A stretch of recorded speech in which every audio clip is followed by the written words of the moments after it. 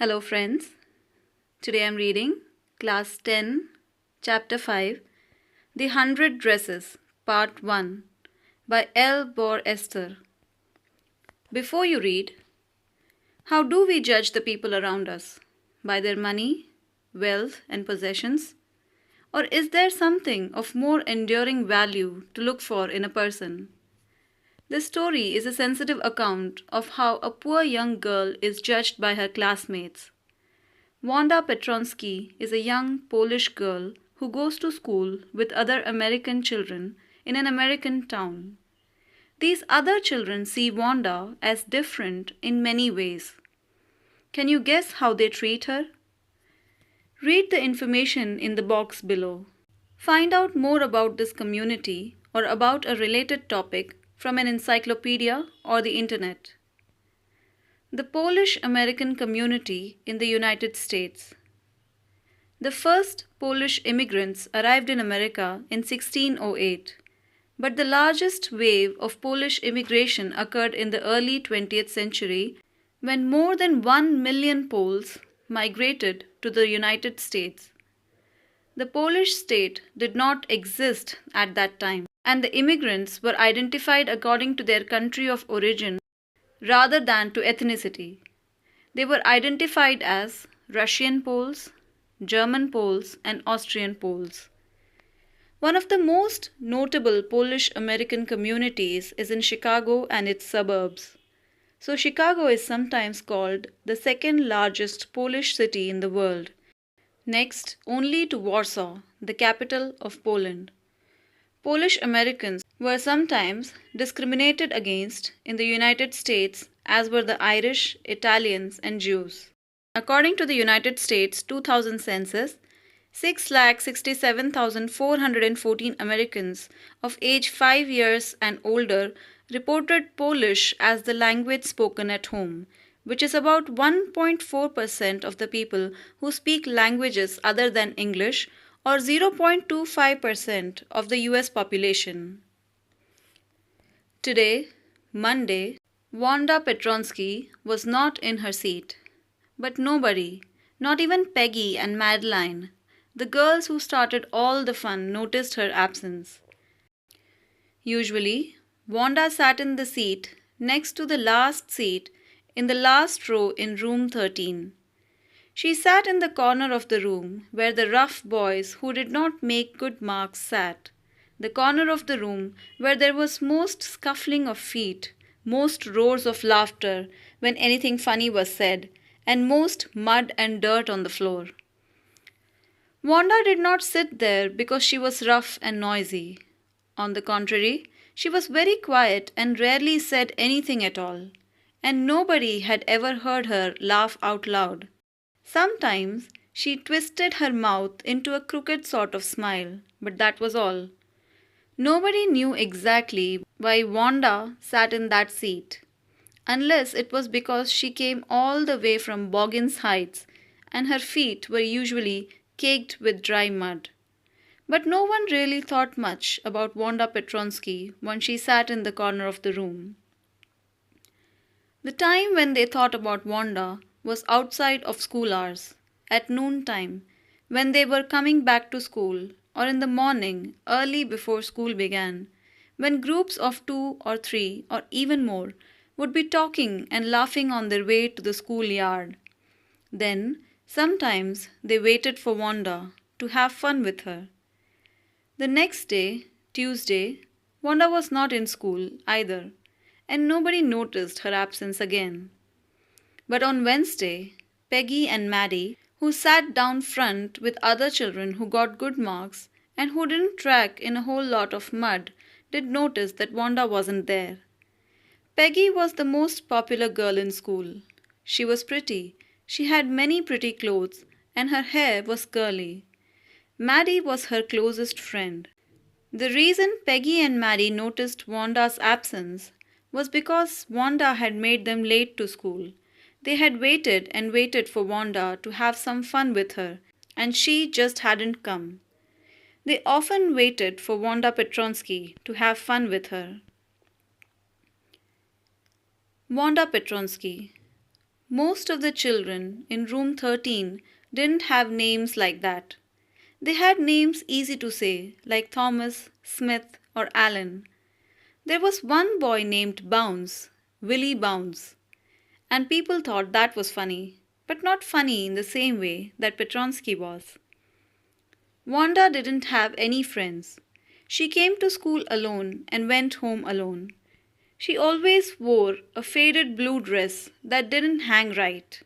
It was clean, but it looked as though it had never been ironed properly. She didn't have any friends, but a lot of girls talked to her. Sometimes they surrounded her in the schoolyard as she stood watching the little girls play hopscotch on the worn hard ground. Wanda, Peggy would say in a most courteous manner, as though she were talking to Miss Mason. Wanda, she'd say, giving one of her friends a nudge. Tell us, how many dresses did you say you had hanging up in your closet? 100, Wanda would say. 100? Exclaimed all the little girls incredulously, and the little ones would stop playing hopscotch and listen. Yeah, 100, all lined up, said Wanda. Then her thin lips drew together in silence. What are they like? All silk, I bet, said Peggy.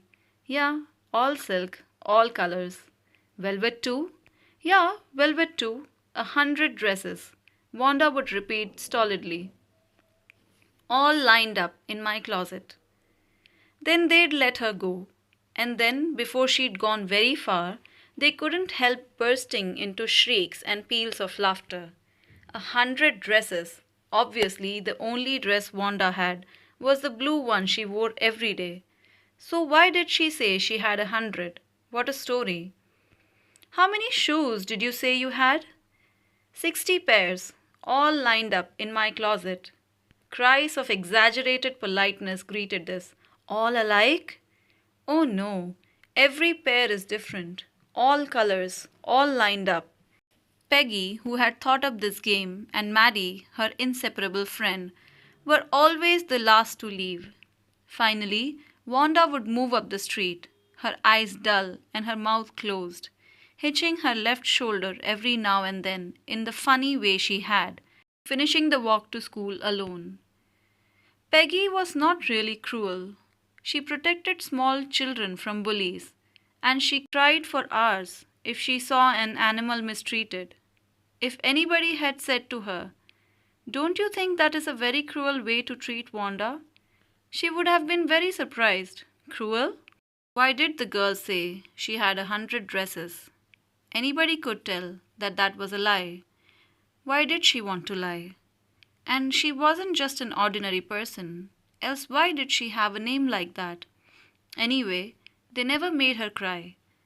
As for Maddie, this business of asking Wanda every day how many dresses and how many hats and how many this and that she had was bothering her. Maddie was poor herself. She usually wore somebody's hand-me-down clothes. Thank goodness she didn't live up on Boggins Heights or have a funny name. Sometimes, when Peggy was asking Wanda those questions in that mocking, polite voice, Maddie felt embarrassed and studied the marbles in the palm of her hand, rolling them around and saying nothing herself. Not that she felt sorry for Wanda exactly. She would never have paid any attention to Wanda if Peggy hadn't invented the dresses game. But suppose Peggy and all the others started in on her next? She wasn't as poor as Wanda, perhaps, but she was poor. Of course, she would have more sense than to say she had 100 dresses. Still, she would not like for them to begin on her. She wished Peggy would stop teasing Wanda Petronsky.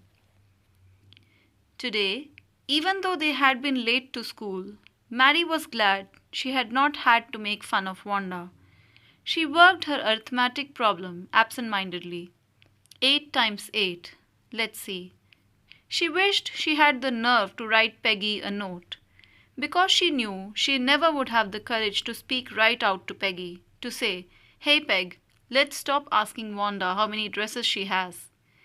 When she finished her arithmetic, she did start a note to Peggy. Suddenly, she paused and shuddered. She pictured herself in the schoolyard, a new target for Peggy and the girls. Peggy might ask her where she got the dress that she had on, and Maddie would have to say it was one of Peggy's old ones that Maddie's mother had tried to disguise with new trimmings so no one in room 13 would recognize it.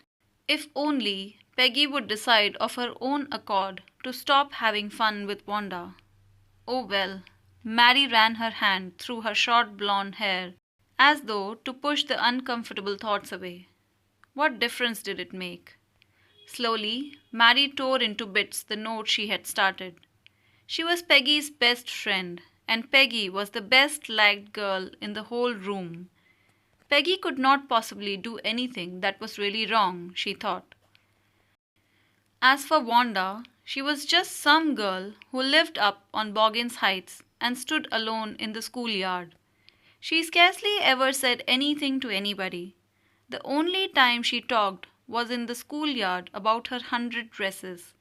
Mary remembered her telling about one of her dresses, pale blue with colored trimmings, and she remembered another that was brilliant jungle green with a red sash.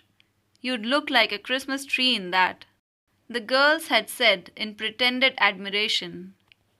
Thinking about Wanda and her 100 dresses all lined up in the closet, Maddie began to wonder who was going to win the drawing and coloring contest. For girls, this contest consisted of designing dresses, and for boys, of designing motorboats. Probably Peggy would win the girls' medal.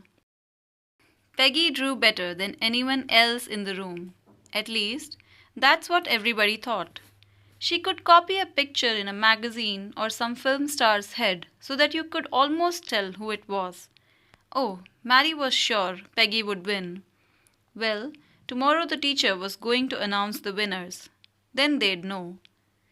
The next day it was drizzling. Mary and Peggy hurried to school under Peggy's umbrella.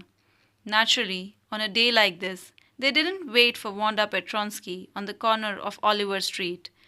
The street that far, far away, under the railroad tracks and up the hills, led to Boggins Heights. Anyway, they weren't taking chances on being late today because today was important. "Do you think Miss Mason will announce the winners today?" asked Peggy. "Oh, I hope so, the minute we get in," said Mary. "Of course you'll win, Peg." "Hope so," said Peggy eagerly.